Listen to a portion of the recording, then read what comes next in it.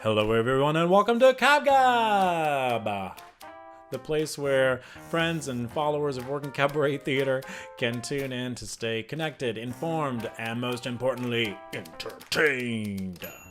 On Cab Gab, giving you tidbits of something new. On Cab Gab, friends calling in for an interview.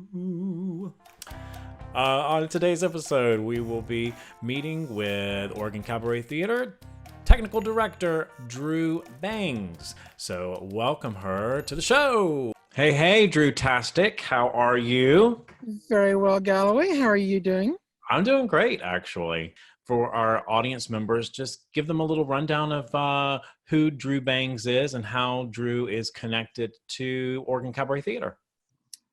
Wow. Who is Drew Bangs? I've been trying to answer that one for a while. Um, but who is she in regards to the Oregon Cabaret? She is the technical director of the Oregon Cabaret currently. My connection to the Oregon Cabaret started a while back as just a fan and a patron. I then became the props mistress for the Oregon Cabaret, which was a great, fun job for me to have for a long time. And then finally, the opportunity arose for me to step up and take on the position and mantle of technical director, which I absolutely was enthralled about and am so pleased to be doing these days. For those who aren't really familiar with what the title of technical director means. My hourly fill is the carpentry for sure, and the master carpenter, and figuring out from the scenic designers how to construct and engineer these works of art that they put down in front of us. And sometimes it is a work of art and doesn't have a lot of basis in reality. So to actually make it work in physical space is a trick. And that's like my biggest challenge, is to try and figure out how these things are actually going to work. What set are you working on that you're speaking of? We're actually working on Spitfire Grill right now. We're putting up the set for the Spitfire Grill, designed by Joe Klug. He's designed a fabulous set that's both a cafe but in the woods. So we've got a lot of natural elements around that we have to express, and a very nice tidy little cafe. So yeah, so for the first couple of weeks we were actually painting and coming back to me all these techniques that I had learned so long ago. For me, I think what Oregon Cabaret Theater might have a little bit of a leg up is because Oregon Cabaret Theater has always been a small company. We are used to this. We are used to people who are like, I'm going to jump in, even though I really maybe don't have the experience in this. I am available, I am here, and I will help how I can. A lot of larger theaters, it's like, this is my role and this is what I do for the company, and that's it. So smaller theater companies are so used to wearing all the all the different hats. Even with my position when I came into the company, they offered me associate artistic director, and I was like, that's an amazing title to have. I'm so excited for this. What does that mean? Right? I was like, and I've come to find out that that for them, my title, it does mean having some assistance and say, some word in on artistically what's going on at the company. But more often than not, my day-to-day time is spent doing company management. Is really more what my job it is, which I'm proud about and I love. But yeah, smaller companies and Oregon Cabaret Theater, I think are gonna have a better handle when things start to pick back up on how to handle, how to work things, how to divvy out responsibilities, and to make the shows get back up on their feet and to entertain audiences. It was one thing that I've been thinking about recently, is how much the cabaret is the best of both worlds. When you talk about theater, there's generally two categories I think of. There's professional theater and there's community theater. And we absolutely embody the best traits of both worlds. We are absolutely professional theater. We make things look as wonderful and brilliant as possible. But at the same time, we don't have that whole, no, not my job, wrong union attitude. We're all, always there, willing to help and suggest to others and share our views. I try to be as open and going as possible, but I was always trained in the field that if you really want something, you have to fight for it and argue for it until the absolute last minute that someone's like, this cannot happen, and here's why. What I enjoy about you and what I always push every artist to do is, like, my least favorite word in theater is no. I understand that no exists and that it has its place. What I don't like is when someone says to me, no, that can't happen. No, you can't have this. And they don't follow it up with, but, or let's talk, or let's brainstorm. Here's another idea I've had. That's, if they don't follow up, if it's someone who I'm working with and they just say no, that drives me crazy. So I appreciate that in working with you. I've always watched you handle pressure really well, and you're always willing to offer up when you're like, I know that something's not going to be able to happen. You usually come in with a, but what about this? How about, let's think about that. Has something I've always appreciated about working with you. Right. Yeah, I always hate the blunt no, because there's just that means you're giving up. You're not even trying anymore. And that to me is just failure. There, of course, comes a time when I see something and it's like, no, this is not going to happen. But honestly, I don't have a better idea, or I don't have anything. But instead of just saying no, I will absolutely say, no, I don't think this is happening, and I don't have a better idea. I'm still open to anything else. I still want to leave that open. I still want to leave that avenue for people to,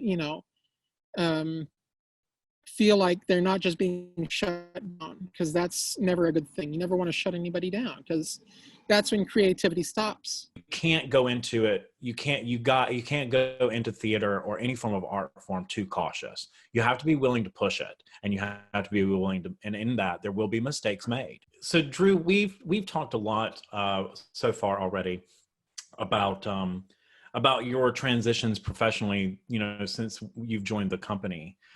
But something that I'm curious if you're open to and want to discuss is also, since you've been with the company, you've done a huge personal transition. Is that something that you are willing to talk about today? Absolutely. It's something that I am profoundly proud of in life, is being this transgender woman that I am. For so long, I just wasn't, I was still Drew then too, which is kind of funny, but I was this person, Drew, this guy that I was happy in my room, in my little cave, doing my own thing. I didn't want to go out. I didn't want to be part of anything. I didn't feel like I had a right. And after doing some exploration, I figured out the reason for that was I didn't want to go out and meet people because I didn't know who I was. I didn't know what to bring to the conversation. I didn't, I was afraid sometimes of where the conversation might lead, and it might show me as something that I was afraid of, quite frankly, at the time of being seen as. Until finally, at some point, the switch clicked in my head, and I could just say, F them. I don't care anymore. It's me. This is what I want to do. This is who I am. So this is what I'm going to be. And I went at it headstrong and fast and furious, and have only recently learned the benefits of slowing down a little bit. Yeah, I've always been very open about it.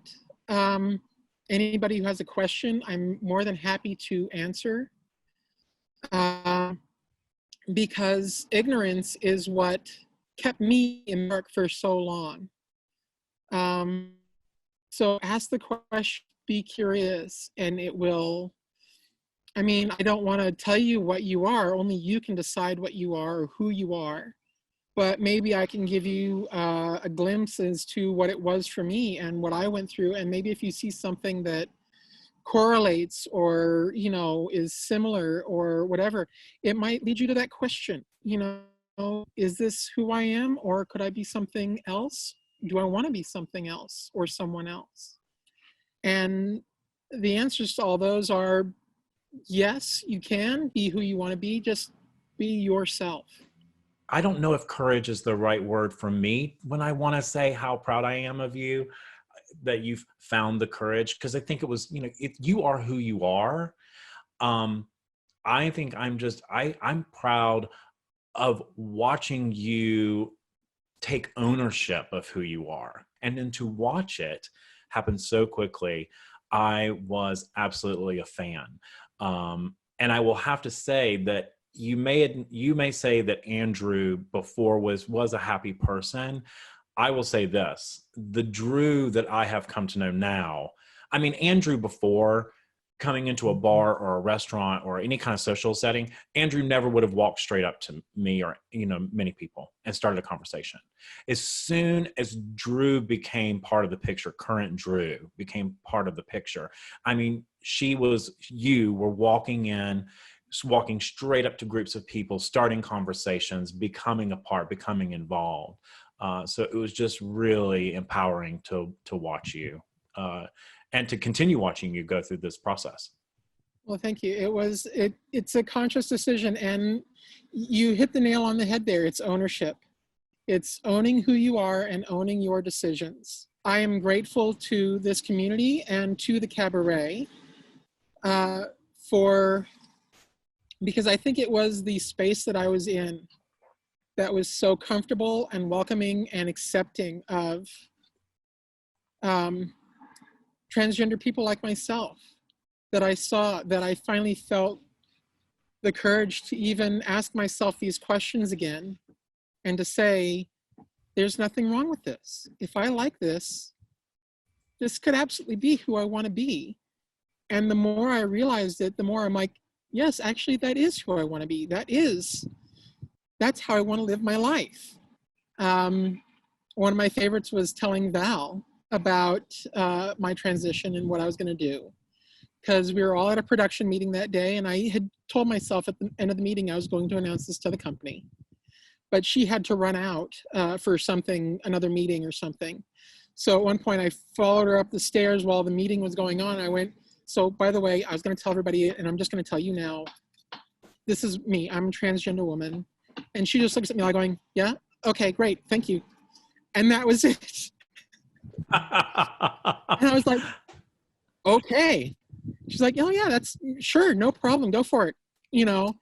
She was just, it was not like it wasn't a celebrated moment, not that it needed to be. And that was what was the most special thing about it, was that it didn't have to be this whole, glorious, light coming down from on high moment. It could just be like, oh, sure. And that says something so great about the society that we're in these days, where somebody can make a statement like this. And yeah, it's well, and I will say this: it's a blessing in so many ways that you are able to be in the world that you live in, which is the world of theater arts. Absolutely. Because I know, and this, there's a large portion of our population and in society that is, going through the same transitions, and they are not living in a world surrounded by as accepting of peoples. So it is a blessing that you are able to be in the world of the arts community, which is, for the most part, very an accepting, safe space. It really is. It really is. And I do hear these stories sometimes of folks in other areas having troubles, and it flabbergasts me. I can't accept it sometimes, but I do realize that is a reality for people. And when I have the opportunity and chances to, I do feel it is my duty and my obligation to fight for those, to say something. Sometimes the best way is to ignore the naysayers and the haters. Don't give them any fuel. Don't give them any don't let them see that they're getting to us at all.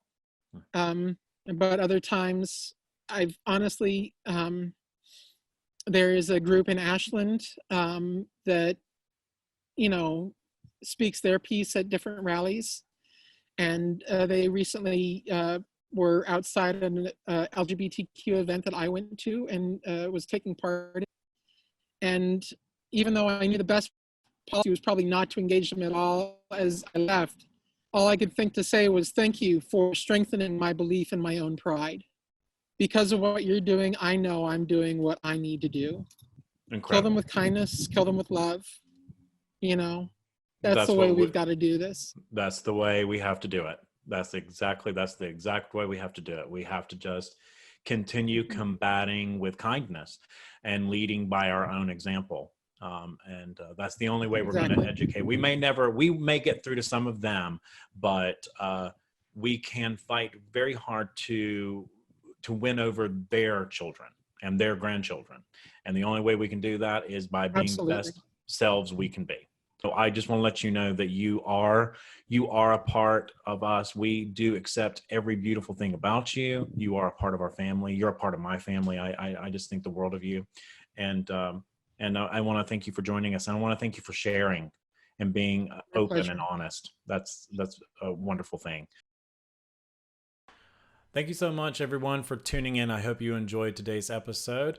For more information on how you can show your support, just be sure to check in with us on our website, OregonCabaret.com/theater-strong. Also, if you don't already follow us on social media, you can find us on both Facebook and on Instagram. Last but not least, if you want to say anything or you want to share or send me a comment or have any ideas for Cab Gab, please send me a message. cabgab@OregonCabaret.com. Thank you so much. Goodbye.